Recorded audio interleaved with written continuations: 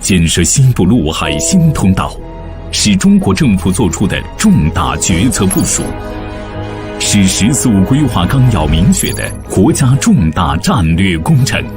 西部陆海新通道位于中国西部地区腹地，北接丝绸之路经济带，南连21世纪海上丝绸之路，协同衔接长江经济带，在区域协调发展格局中具有重要战略地位。通道起自成渝地区，分别经贵阳、怀化、宜宾，中至北部湾出海口，形成东中西3条通路。以铁路为陆路运输骨干，港口为海上运输门户，发挥区域中心城市和物流节点城市的枢纽作用，辐射范围扩大到15个省区市，是交通物流经济深度融合发展的大通道。西部陆海新通道建设以来，保持强劲增长态势，显示出强大竞争优势和良好发展前景。合作机制不断完善，国家层面成立了由14个部委、中央企业和5个省区市共同组成的西部陆海新通道建设省部级联席会议机制，及时协调解决重大问题，推进重点任务落实。重庆市和国铁集团充分发挥省际协商合作机制和班列运输协调委员会作用，积极搭建沟通平台，加强协商合作。设施建设持续加强，主通道建设有序推进，渝淮铁路扩能，怀柔铁路电气化改造，中老铁路建成投产，龙黄铁路叙永至 B 阶段桥隧工程基本建成，贵阳至南宁铁路等加快建设，北部湾国际门户港和杨浦国际集装箱枢纽港航线连接全球100多个国家和地区的300多个港口。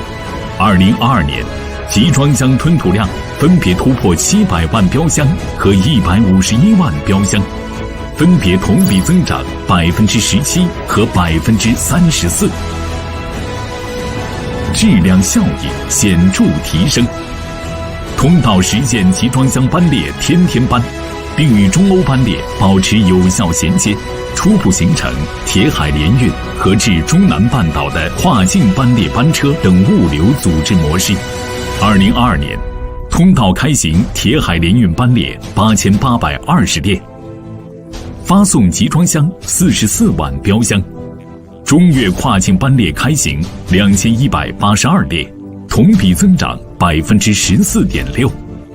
中老铁路开通1周年，中老跨境班列开行3000列，完成运量1120万吨。服务功能持续增强，通关便利化水平和物流效率不断提升，国际贸易单一窗口广泛应用，多式联运一单制加快实施，沿线地区口岸全面推广应用提前申报等便利通关模式，进出口通关时间较2017年压缩1半以上。2022年4月，全国首列陆路起运港退税试点铁海联运班列成功抵达北部湾港，班列发出后即可享即发即退退税政策，有效激发市场活力，提升企业资金周转效率。合作开放全面拓展。区域全面经济伙伴关系协定正式签署后，通道沿线地区对外开放进程明显加快。相关省份依托中国东盟博览会等平台，不断深化区域合作和联动发展，通道品牌知名度和行业影响力日益提升，通道经济新增长点加速培育。2022年，西部陆海新通道沿线省区市与东盟国家完成贸易进出口总额8818亿元。展望未来，西部陆海新通道建设将坚持高质量发展方向，进一步提升能力、效率和服务，全面支撑西部地区深度融入新发展格局。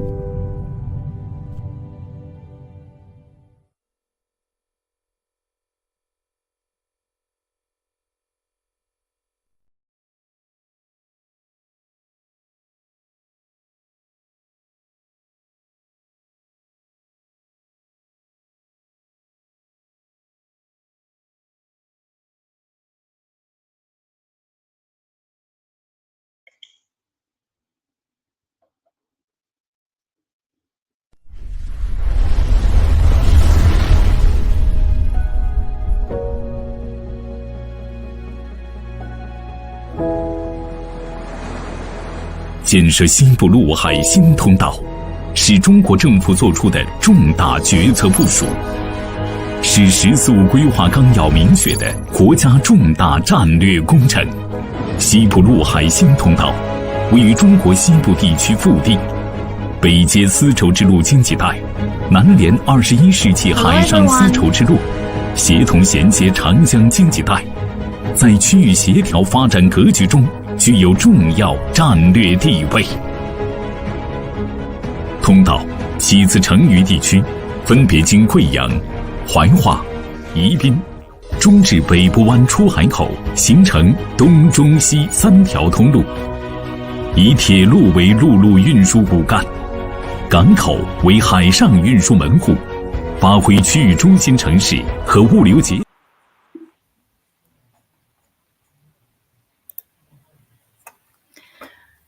Hello, everyone. Good afternoon. Hi. Good afternoon. Welcome to our live stream of iChongqing and Breaking News. I'm your host, Jan. Nice to see you again. The annual China's Two Sessions is here again. The second session of the 14th National Committee of the Chinese People's Political Consultative Conference opened today, and the second session of the 14th National People's Congress will open tomorrow. This marks the largest political event of the year in China, where deputies and members submit their motions and proposals for national governance. This year, for the two sessions, we are invited guests from various countries to delve into a pivotal topic that has been a significant suggestion for many years, that is, the new International Land Sea Trade Corridor. Joining us on the show today is Bella Miao from the Chongqing Academy of Social Sciences. Hi, Bella. Can you introduce yourself first? Hello, everyone. My name is Bella Miao. I'm from Chongqing Academy of Social Sciences, and I'm very glad to here to talk with each other. Thank you, Bella. We are also joined online by media and experts from Singapore, Vietnam, and Myanmar. Thank you all for being here with us today. The new International Land Sea Trade Corridor is a trade and logistics passage jointly built by provincial regions in Western China and ASEAN countries. We call it ILSTC in short. Today, the ILSTC reaches 490 ports in 120 countries and regions, expanding its reach and showcasing its immense global potential. Speaking of China's great initiative, Dr. Miao, how does the new International Land Sea Trade Corridor complement the Belt and Road Initiative, and what unique role does it play in regional integration efforts? In my opinion, I think this corridor is a landmark project of the Belt and Road Initiative. It is under the framework of the Belt and Road Initiative, and the Chongqing as the operation centers and other China's western provinces such as Guangxi, Yunnan, Guizhou, Xinjiang, Shanxi, and this province will connect with ASEAN countries, and this route will use different transportation modes such as railway and sea transport or highway, and we hope this route will radiate to other regions in the world, such as Australia, New Zealand, and the Middle East and Europe. And I think this route is to integrate the Chinese Western province to the ASEAN countries, and it is opening route to economic cooperation and to integration. And this is my opinion. Thank you, Bella. I think it's a great start for our live stream today. Well, actually, our team conducted many news coverage on this topic, investigating countries like Singapore, Laos, Vietnam, and Myanmar. Well, first, we will shift our focus to Singapore to connect Xu Jinsong from founder and CEO of Innovate Tech. Well, I will bring Jinsong to the screen. Hi, Jinsong. Hi, good afternoon. Could you please introduce yourself and your company to our audience? Okay, sure. Yes, our company is a Singapore-based company, mainly focused on the manufacturing technology, and also we are expanding the Southeast Asia and the global operations. So our main offer is to leverage our experience as also the latest technology to provide the manufacturing technology to close the gaps in like quality, productivity, and the cost. So to achieve a balanced goal in the same solutions. Yeah, my name is Jin Song from Innovitech. This company has been significantly contributed to the factories and our customers. Yes, thank you, Jinsong, for your introduction. Well, as a company based in Singapore, how have you observed the benefits of the new international land sea trade corridor in terms of reduced logistics costs and enhanced cross-border trade? Okay, well, I think in the company like us, we operate with the global, customers and also cost regions. I believe the cost, the timing is very important to us. That's why we believe the corridor has streamlined the supply chain, also enabling a faster and more cost-effective operations between like our operation centers and also especially the China important operation center like Chongqing. So this really helping us to improve our competitiveness in the market because the cost and timing is essential for us. That's also allow us to optimize some of our process costs in the logistic and also support our growth in the region. Yes, thank you, Jinsong. As I know, just your team visited Chongqing last year during the Smart China Expo. So how does your company plan to offer safe and eco-friendly technological solutions to clients in Western China, especially taking the advantage of the new international land sea trade corridor to drive industry growth and digital transformation? Okay, yeah, thank you. Yes, yeah, I was participating in the event. That's a great event. Also get honored to have a talk in that event to talk about the zero defect solutions. So since then, I actually received very good response. So we are follow up on some of the potential collaboration and the customer. So that is our starting points. But follow from there, we also have start to expand our operations into this region. So I believe our forecast of the business growth will be significant in this year. So in your view, how does the new international land sea trade corridor facilitate stronger relations between China and Singapore? And in what areas are these improvements most notable? Yeah, I think this is a quite complicated topic. In general, actually, we observe and then we also strongly believe the collaborations is always started with the people to people, where people are the essential. So I believe with this enhanced exchange and the discussion channels, something like an event and also cultural media kind of connectings, that will definitely build a positive impact to the subsequent development of the bilateral the relationship and also the trade. So I think, for example, Singapore have world-class quality in manufacturing. Actually produce many top-end and high standard advanced system equipments, provide to worldwide. So our solution is also focused on how to continue enhance value in these sectors. So that to be specific, for example, the zero defect solutions and the manufacturing intelligence, all this is I believe is really welcome, and also the potential market is huge. So to achieve this cost effectiveness and also achieve the solution plus the quality at the same goal used to be a very challenge. Now I think with the technology involvement, we believe that will direct benefit to China customers also. So I believe this strategic position will enable us more effectively explore the business opportunity through this IT facility. Thank you. Thank you, Jing Song, for your unique insights. Thanks. So in recent years, as we know, China and Singapore have become increasingly connected through various open platforms, including the ILSTC and the Smart China Expo, as we mentioned before.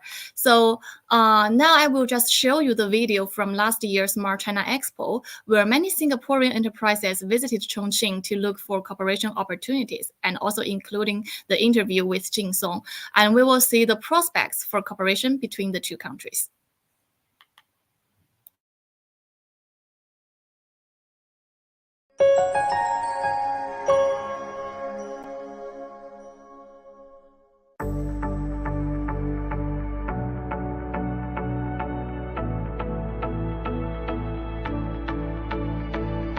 Yeah. 2023 is the fourth year that Singapore and Chongqing host Smart China Expo together.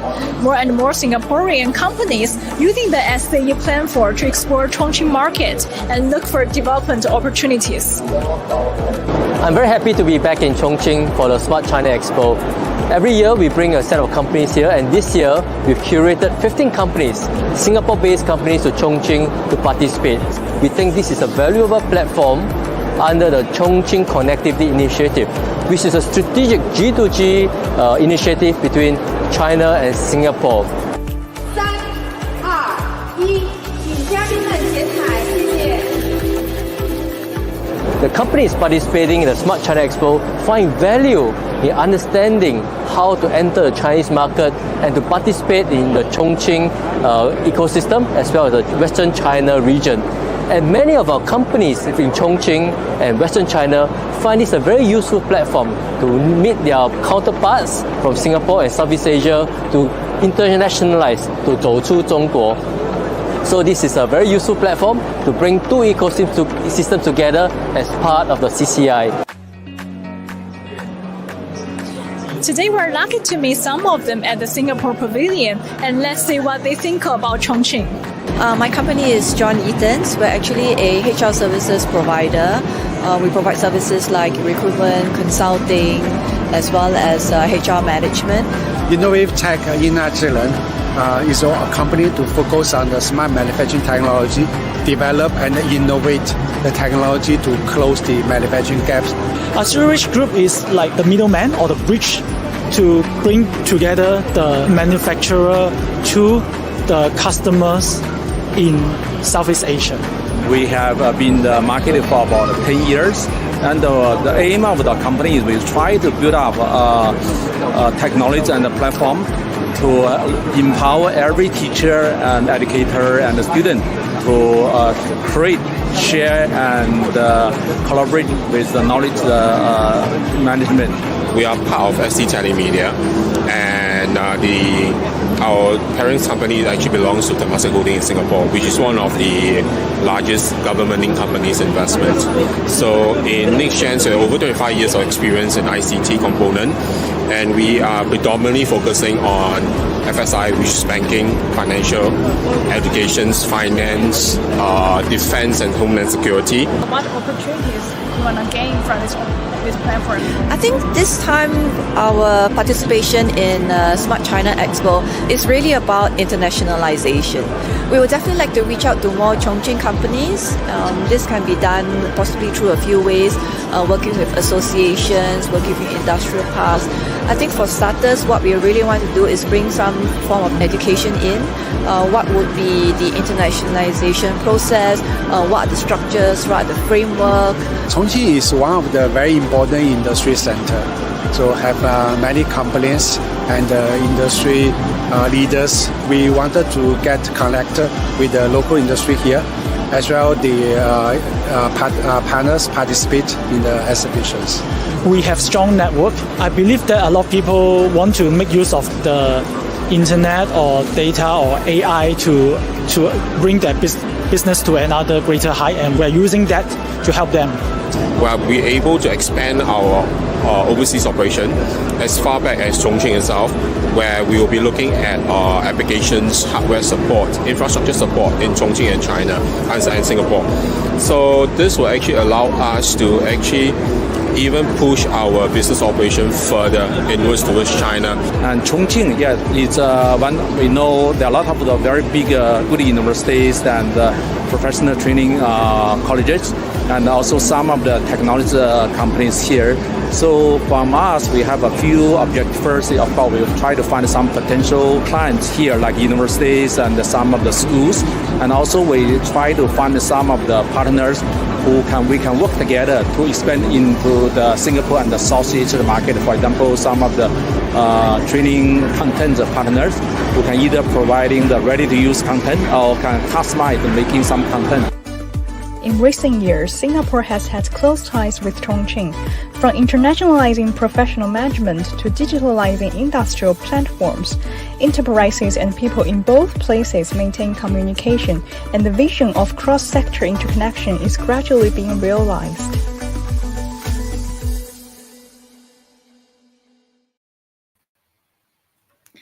Well, after watching this video during last year's Smart China Expo, I like to ask Bella, how would you describe the international relations between China and ASEAN member states? In my opinion, China and ASEAN countries, they are connected by the mountains and rivers, and the people and culture also connected. And we have two sides have a friendly exchange for a long history, and since 1991, and the China and the ASEAN has built a dialogue relationship with each other, and the two sides respect each other and treat each other as equals, and they embark a path of the win-win cooperation.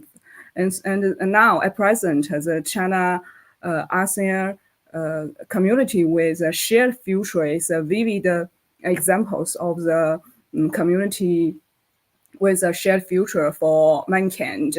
And there are two aspects of the China and ASEAN countries. The first one is political and security cooperation. The second is economic cooperation. And the third is about the people to people and cultural exchanges. So I hope that today's dialogue communicate with experts from the other countries will make the people-to-people and cultural exchange more friendly. Yes, thank you, Bella, for your general analysis of the China-ASEAN relations. So given the relationship of the topic of today, so do you think how the new international land sea trade corridor impacts the ties between China and ASEAN with a focus on Singapore? As for Singapore, and in April 2023, and the China and Singapore, the government has agreed to make their bilateral relationship to a higher level, and we call it the high level, the four around and high level and future-oriented relationship. The ASEAN countries, for example, the Singapore is the China's neighboring countries, and there is an old saying in the international politics: a country can choose friends, but cannot choose neighboring countries. So China always have adhering to the good neighborly and friendly foreign policies to the neighboring countries. Thank you, Bella. Well, actually, last year, our team just traveled to Laos and Vietnam to explore the China-Laos and China-Vietnam railways as part of the ILSTC. So now I will bring Dr. Chen to the screen. She is the head of Institute of Chinese Studies, Vietnam Academy of Social Sciences. Well, welcome, Dr. Chen, to our show. Hi, Dr. Chen, but we can't hear you. I think you just mute yourself. Hi, Yes. good Hi. afternoon from Vietnam. Hi. Yeah. So please introduce yourself and let us know your expectations for today's program. Yeah. Hi, everyone. I'm very happy to join with all of you in the live stream today. I want to introduce myself with you. I am Chen Thị Thủy. You can call me Dr. Chen. And I am a researcher from Institute of Chinese Study, Vietnam Academy of Social Sciences.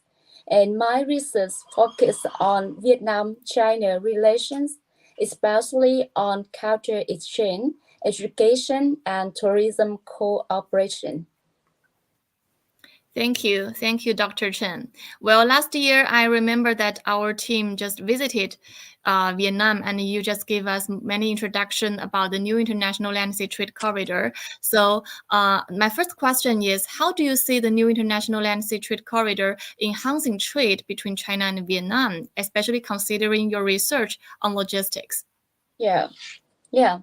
As you know, a cooperation in trade area is one of the bright spots in the relationship between Vietnam and China. For many years, China has been Vietnam's biggest trading partner, and Vietnam is also China's biggest trading partner among ASEAN countries. In 2018, bilateral trade turnover between Vietnam and China exceeded 100 billion US dollar. Since then, trade exchange between the two countries has continuously grown, each year higher than previous year. In 2022, trade turnover between the two countries reached 176 billion US dollar. So in this context, I think the corridor will play a very important role in enhancing both country trade. It will connect Vietnam with other countries in a corridor, not only China, but also Asia country, even Europe. Yes. So could you share more about your research within the new international land sea trade corridor? For example, apart from trade, which other sectors have benefited from this initiative?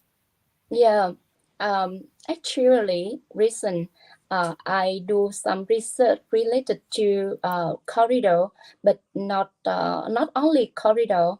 It's also focused on Guangxi, the border gate development of Guangxi, and we seek solutions to promote the development of Vietnam Langshan border gate economy. So why are we interested in this corridor in our research? Because Guangxi is considered by China as the major gateway to the south of China, and Binxiang is an important connection point of the corridor. In 2018, Guangxi issued an action plan related to the corridor, which mentioned expanding connection with Vietnam through roads and railway. Currently, 190 of imported and exported goods by road between Vietnam and China mainly go through Guangxi border gates. This has affected the custom clearance capacity of both sides. The congestion of goods between the two countries' border gates happens frequently. Therefore, we think the corridor will provide solutions to help connect Vietnam and China better.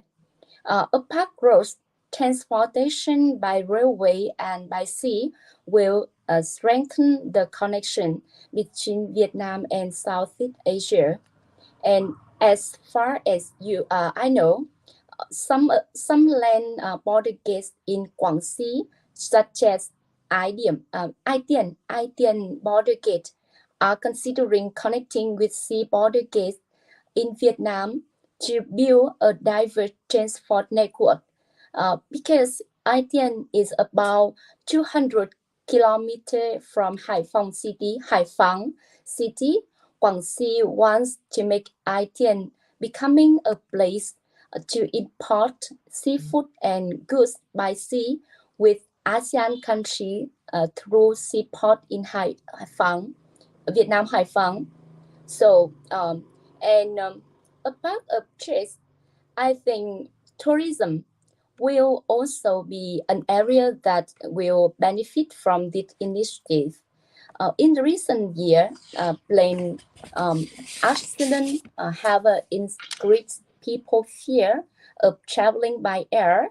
Tours with short distances by road and railway are increasingly attracting the attention of many tourists. Yesterday, I just experienced a one-day tour from Liangshan to Binxiang, Chinese Binxiang, and I had to wait 4 hours at Youyiguan border gate to get custom clearance, and my one-day tour was shortened to a 4-hour tour. One of the reasons is that there is a lot of demand from Vietnamese tourists to travel to China. Even though Chinese custom has 4 ticking lanes for Vietnamese tourists, it still cannot handle the entire number of people. For tourists, it is not a very pleasant experience, but from the perspective of the tourism industry and tourism cooperation of the two countries, it is also a very good sign. It shows huge market potential. So, therefore, if we can have a better railway connection through the new corridor, we can operate rail tours from Hanoi to Chongqing and other locations on the corridor, even to the Europe. Thank you for your unique insights on this corridor. Just as you mentioned that many Southeast Asian goods like Laotian beer and Vietnamese pangasius has reached China via this corridor. So do you think how has this new international landscape trade corridor made it easier for these products to reach China, and why is this important for both sides? Yeah. I agree with this idea. The new corridor will make it easier for these products to reach China because of following reasons. First, I think the price of transportation will be cheaper. The cost is about 25,000 yuan for transport one container from Chongqing to Hanoi, and 37,000 yuan to Ho Chi Minh City. Transportation on the new land sea corridor is 10 times cheaper than by airway. Now, the Chongqing-Binxiang-Henei route has been organized to transport goods with a frequency of 2 to 3 trips a week. Goods after arriving in Hanoi continued to be transported to Ho Chi Minh City and Bangkok, Thailand, depending on the needs of the business. The second reason, I think, the time of transportation will be shorter. transportation time from Chongqing to Ho Chi Minh reduced from 15 days by sea to only 4 days by railway. The customs service is quick and convenient, so it has attracted many domestic delivery people to join in it. Therefore, in the coming time, Vietnam Railway will carry out transport routes from Vietnam through China to such countries in Europe, in Central Asia countries like Mongolia, Russia, Kazakhstan, and vice versa. And the last one, I think the market of this product will be more open. The new corridor has been opening up opportunities for cooperation and economic connection with countries in the region and increasing its support for Vietnam. Now, Vietnam has signed FTAs with countries in the customs union, including Russia, Belarus, Kazakhstan, and are also members of the ASEAN countries. Joining in this corridor will have Vietnam increase connectivity and rise export of goods to the above partner countries. Thank you, Dr. Chen, for your explanation.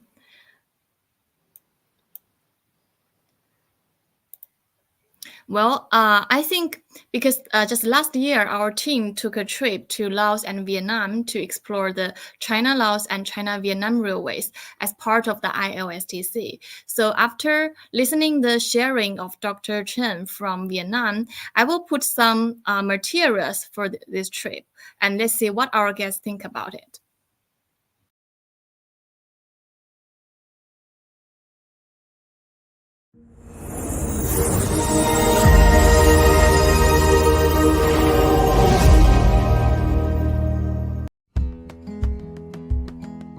Extending southwards along with the China-Laos Railway, the new Land Sea Corridor Corporation has opened the first overseas branch in Vientiane, Laos. 陆海新通道老挝公司呢是陆海新通道第一家海外公司。过去啊，中老铁路没开通之前啊，老挝的整个公路运输成本非常高，因此呢，整个物资运行的数量规模也比较小。随着中老铁路的开通，老挝从陆锁国变成了陆联国。陆海新通道老挝公司利用中老铁路，可以将泰国的物资、越南的物资以及老挝本土的物资运行到中国国内。那么主要的成分主要是在西南地区重庆还有湖南的怀化。This is Vientiane Logistics Park, the terminal of China-Laos Railway cargo trains. From here, the cargo continues to be shipped to Southeast Asian countries. What's mostly important is that it transits shipment between two railway tracks, the standard gauge railway that connects Laos to China and the meter gauge railway linking Laos to Thailand and other ASEAN countries, so to make this place a logistics center. The Chinese company has participated in the construction of the logistics park. 这个物流园万象物流园是我们在2020年底接到老挝政府邀请，然后参与建设的。我们是采取中国的一些技术，包括修的桥、路，包括库房，给当地就说是提供了一些很好的就业。再一个就是给他们培训了一些操作手，包括电工、焊工，提升了他们的一些就说是个人素质。因为这个园区建设前期就说是业主包括政府就说是计划工期是2年，然后我们走街道任务，包括到后期就说是正式投入运行。用了1年1个月，因为我们采取的也是就说是我们中国的管理团队，就说主要管理人员。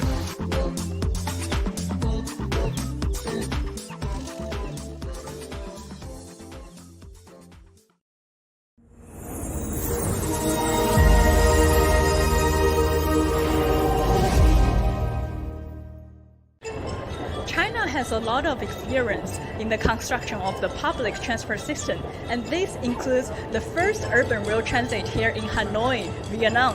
Let's try it out.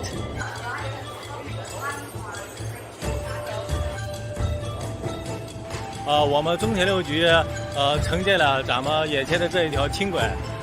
这条轻轨呢，我们是从2011年开始修建，经过10年的建设，于2021年我们正式通车运营，是和越南第一条开通运营的轻轨。今年呢是咱们中国“一带一路”倡议的第10年。我相信呢，咱们这条轻轨呢肯定会增进我们中越的友谊。Hanoi is a city with diverse culture, a lot of traces left by French colonization, also the long-time influences key to China, like Confucianism.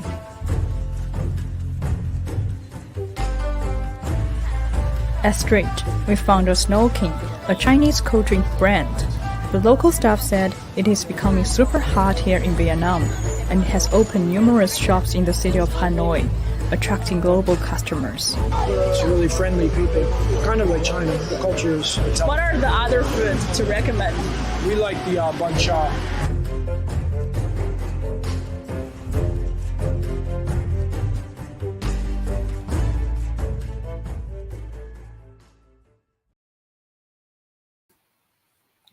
Well, after covering the video from the Laos and Vietnam, I'd like to ask Bella, can you give us a brief introduction of China's relationship between with Vietnam and Myanmar? Because just we connected today with the guests from these two countries. Since the official signing of the new international land sea corridors in the 2018, and the China and relationship with two countries become more closer and closer. And in 2020, the China and Myanmar has agreed to build a China-Myanmar community with a shared future. And in December 2023, the China and the Vietnam government have agreed to build a China-Vietnam community with a shared future. And these two community with a shared future are all the vivid examples of the a community of a shared future for mankind.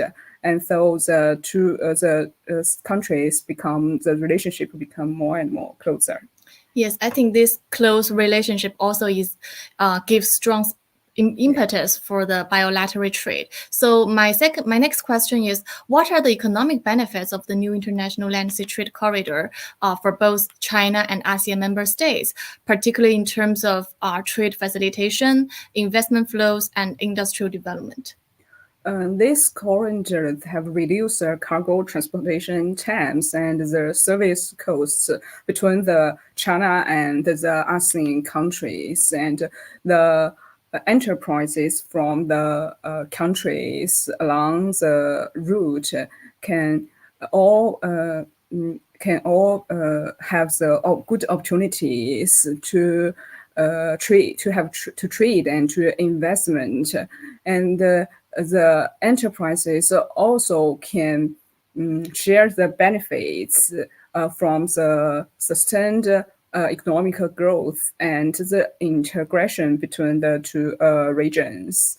And for example, from the Chongqing to Jakarta, and in the traditional sea river transportation mode, it will take more than a month in the transportation time. But after the new corridor constructed, and now the transport time will be controlled within the 20 days. So this is very good for the enterprises along the road. And in 2020, the ASEAN becomes China's largest trade partner. So I think this also benefit from this new corridors construction. Yes, I totally agree with you. That's a great channel, facilitates China and ASEAN member states. Well, last we will talk with Henry from Myanmar, and I will bring Henry to the screen. Hi, Henry. Hi, good afternoon, everyone. My name is Henry, and I will be representing the Asia Flair Media Group and Myanmar First Financial Group companies. Great. So my first question is, as you are from Myanmar, Yep. sorry.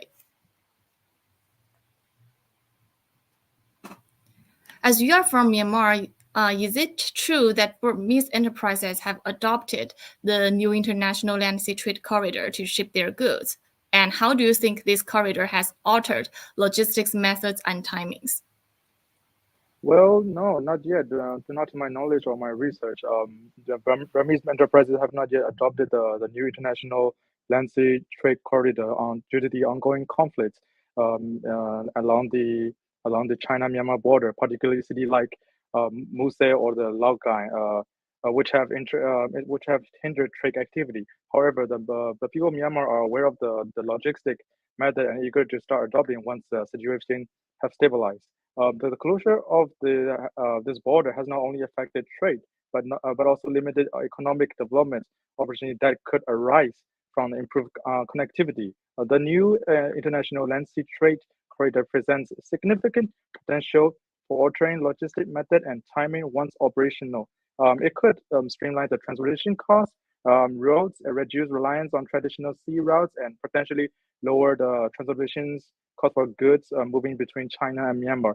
Additionally, if a railway infrastructure connecting key points in Myanmar, such as example, China Raili to Muse, the border cities of Myanmar, and Muse directly to Yangon port, such were developed. Similarly to the Laos China Railway, the LCR, it could further trade opportunity by providing a faster and more efficient means of transportation, stimulating economic growth along the corridor. And this interconnected railway network would significantly improve trade logistics within Myanmar and enhance its connectivity between China, Myanmar, and the international market. So in your view, what are some of the Burmese specialties making their way into the Chinese market through this corridor? And what significance does this hold for your country and its people? Well, like I have mentioned in the previous statement, Myanmar enterprise have not yet adopted the international landscape trade corridor, but it was were adopted, especially such as gems, jewelry. You know the Myanmar is renowned for high quality gemstones such as jade, rubies, and sapphire. And second is agriculture products. Myanmar produces like a variety of agricultural products, including rice, fruits, and vegetable, which can find their way into the Chinese market through this corridor if it were developed adopted. And third, it's the teak and hardwood. Myanmar is one of the largest producers of teak and other hardwood, particularly for furnitures and construction purposes.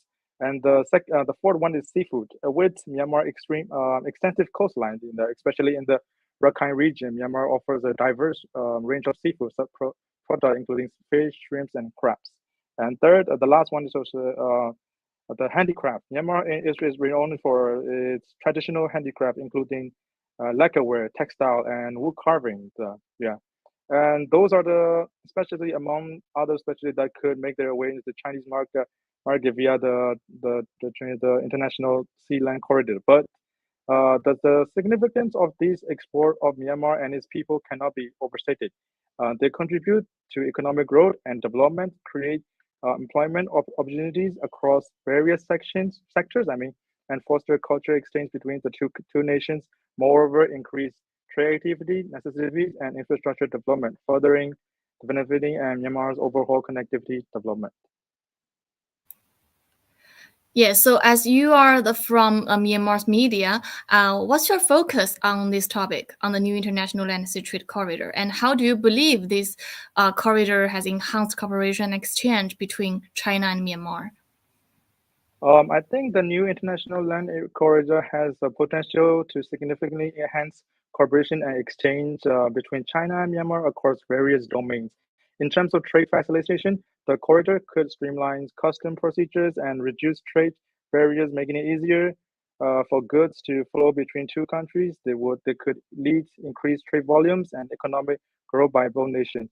And trade development in another area, where the corridor could make a substantial impact by providing a more efficient transportation route. It opens up new opportunities for business to explore markets and expand their trade network. It would could lead to development of new industry and the creation of a job in both countries.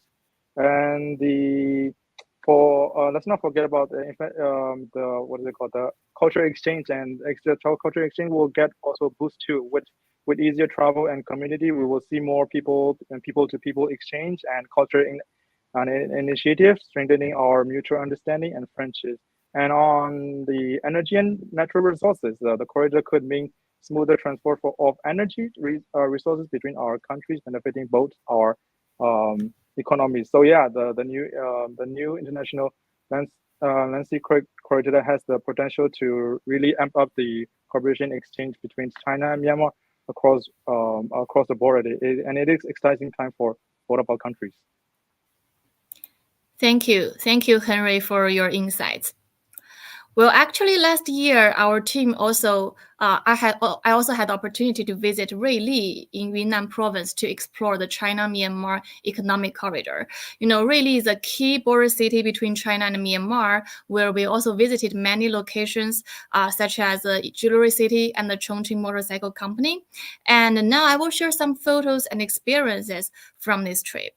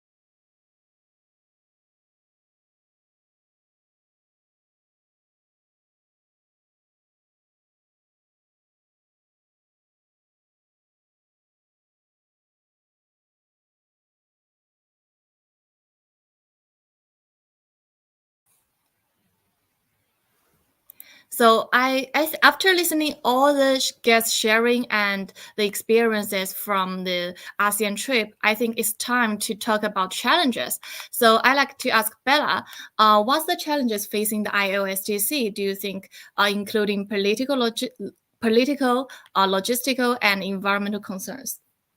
I think some political challenges is that some country in the world have doubts and question China's motive for implementing this corridor. And as for the logistics challenges, some imperfect in the railway and port infrastructures and restrict the construction of these channels. And as for the ecological environmental challenges, some facilities constructed are considered to have a certain negative impact on the ecological environment of the host countries. So as you talked a lot about challenges, and how are these being addressed? How to address these challenges? Actually, this corridors is one cooperation channels, and this channel it also is a digital channel and a green channels. As for the political challenges, I think when the China do their best to construct this project and overcome the difficulties and complete this project, and we will find the enterprises and the peoples along the countries where share the benefits from the economic growth and the integrations. And at that time, and the doubts will be self-defeating. And as for the logistic challenges, and now the key lake of the western route is being solved. So in the future, it's not the challenge. And as for the ecological environmental challenges, and well, I think what we should do is to study the facilities and the infrastructure and study in advance about the infrastructure's impact, the negative impact, and then we will have some countermeasures in advance to make sure we'll have a win-win situation, both on the environmental and the economic benefits. Thank you, Bella. I think I totally agree with you that the new international land sea trade corridor is a win-win situation for China and ASEAN. So thank you everyone for your valuable contributions. We've had a fantastic discussion about the new international land sea trade corridor, touching on a wide range of perspectives. Well, as we wrap up this live stream, let's turn our attention to the future.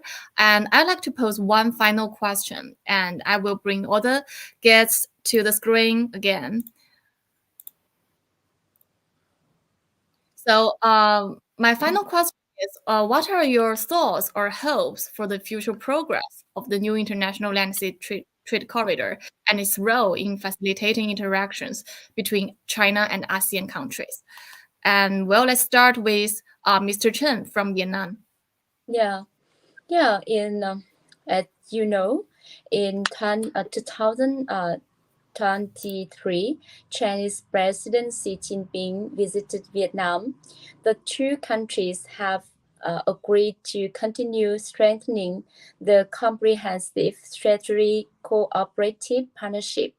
This shows the mutual respect of the two countries in their bilateral relationship and will be a very good foundation for the two countries to lift the relationship between the two sides to a new height.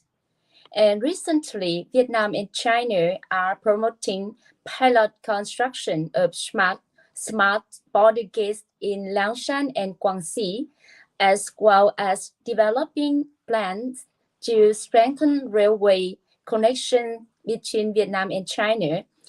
These are very important steps to promote connection with the new corridor. The goal of building smart border gates is to improve custom clearance capacity. So I think in the future, the corridor will play an important role in increasing the trade relation between Vietnam and China in particular, and between China and other ASEAN countries in general.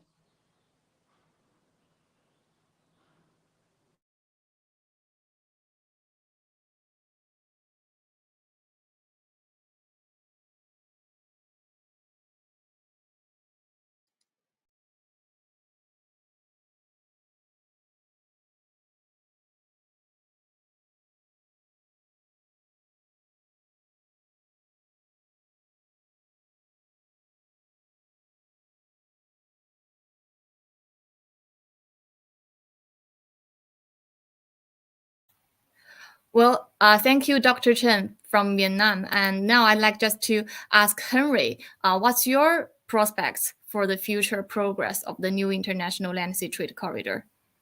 Well, if Myanmar adopted the new international land sea trade corridor, I have a high significant hopes for its future progress and its role in the facilitating interactions between China and the ASEAN countries. And first and foremost, increased trade volume is something I anticipate.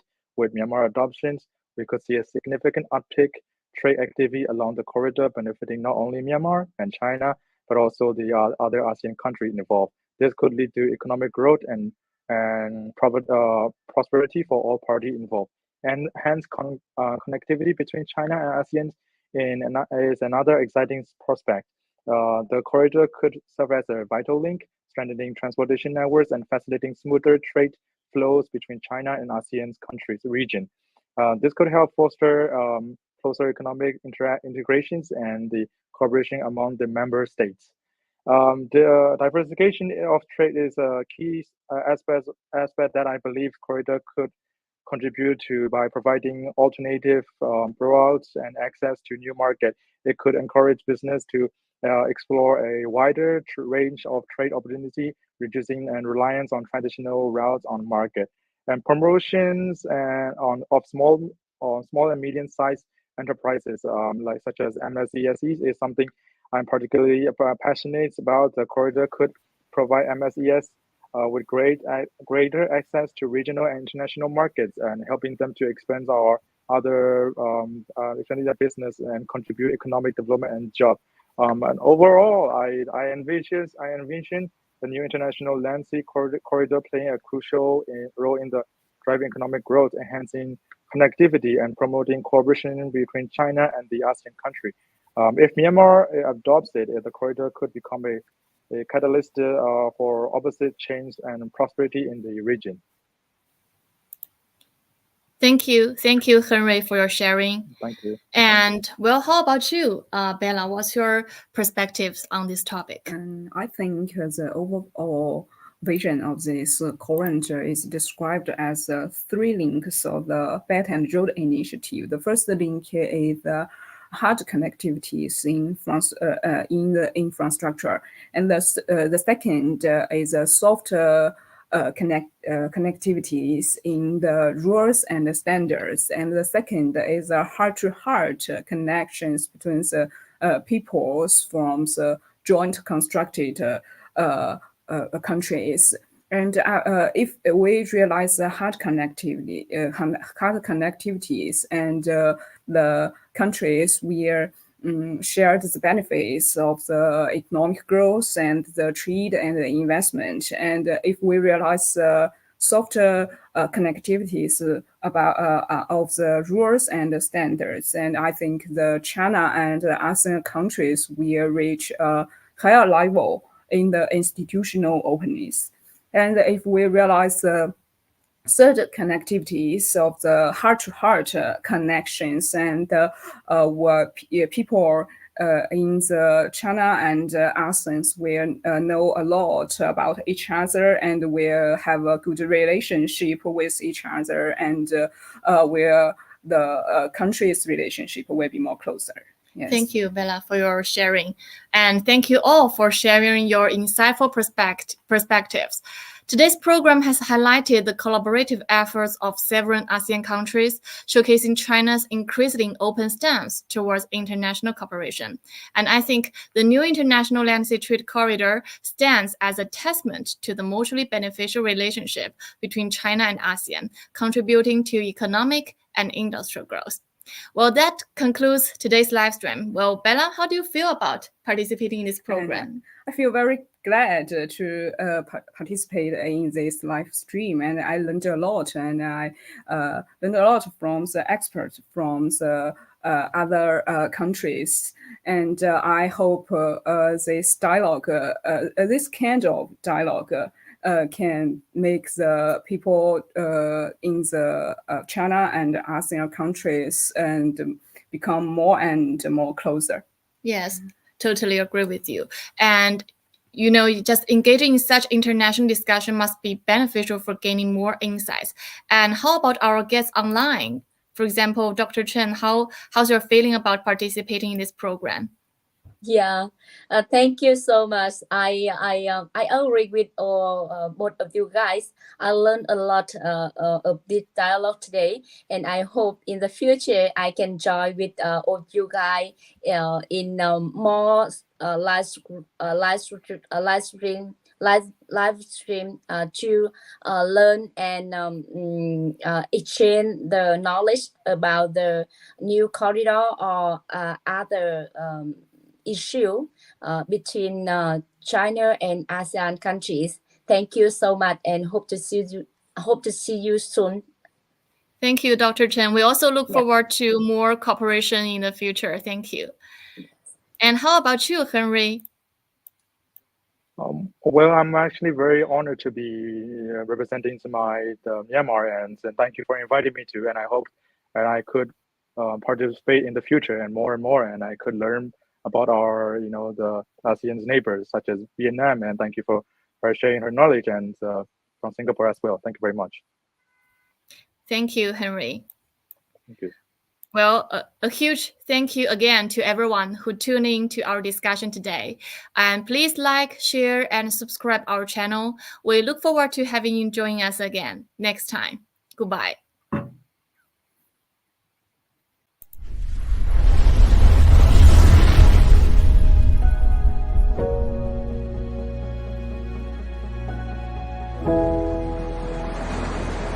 建设西部陆海新通道，是中国政府做出的重大决策部署，是“十四五”规划纲要明确的国家重大战略工程。西部陆海新通道位于中国西部地区腹地，北接丝绸之路经济带，南连21世纪海上丝绸之路，协同衔接长江经济带，在区域协调发展格局中具有重要战略地位。通道起自成渝地区，分别经贵阳、怀化、宜宾，中至北部湾出海口，形成东中西3条通路。以铁路为陆路运输骨干，港口为海上运输门户，发挥区域中心城市和物流节点城市的枢纽作用，辐射范围扩大到15个省区市，是交通物流经济深度融合发展的大通道。西部陆海新通道建设以来，保持强劲增长态势，显示出强大竞争优势和良好发展前景。合作机制不断完善，国家层面成立了由14个部委、中央企业和5个省区市共同组成的西部陆海新通道建设省部级联席会议机制，及时协调解决重大问题，推进重点任务落实。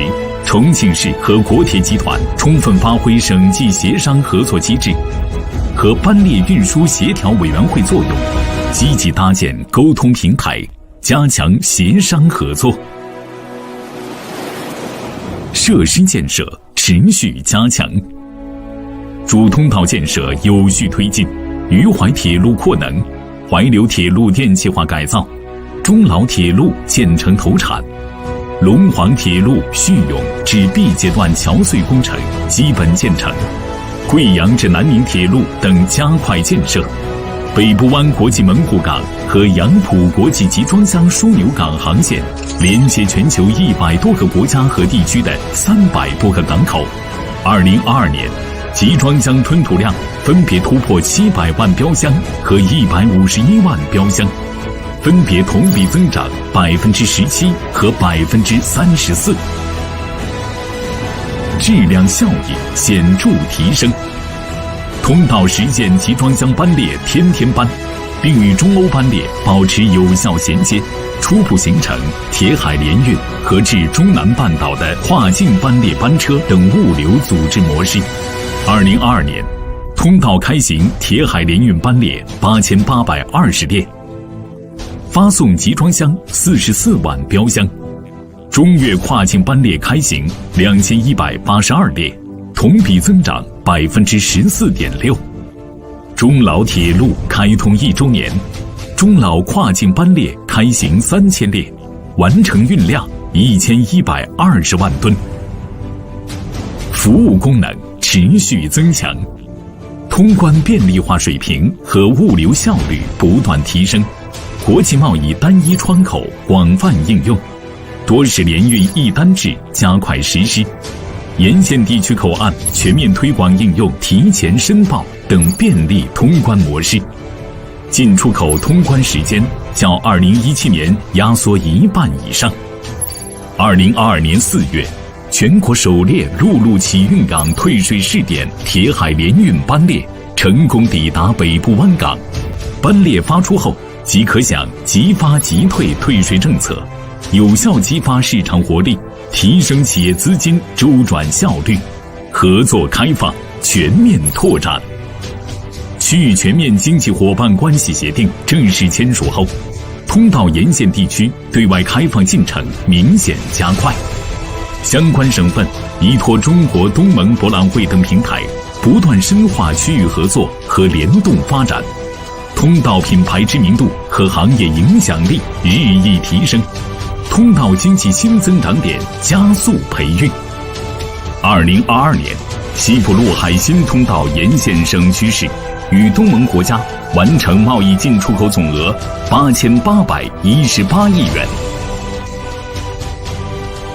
展望未来，西部陆海新通道建设将坚持高质量发展方向，进一步提升能力、效率和服务，全面支撑西部地区深度融入新发展格局。